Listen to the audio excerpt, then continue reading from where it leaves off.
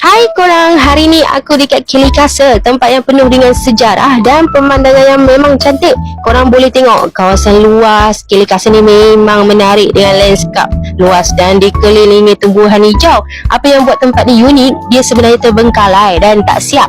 Tapi itulah yang bagi dia rasa misteri dan menarik. Walaupun tak siap, struktur bangunan dia tetap buatkan korang rasa seteruja nak explore. Kat luar ni pemandangan memang cun, rasa macam tengah dalam filem kan.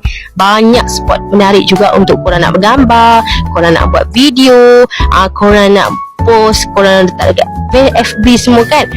So jangan lupa snap gambar banyak-banyak bila korang masuk kat sini. Okey, tiket dia pun sangatlah berbaloi.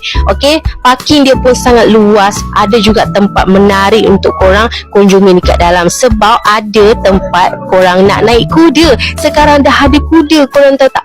Okey, dekat atas tu walaupun tak ada atap, belum siap, tapi betul-betul menarik perhatian. Ramai orang naik dekat bahagian atas tau, sebab nak ambil gambar dari bawah. Nampak tu? Kalau korang rasa tempat ni bagus dan seronok, stay lah dekat video ni lama-lama.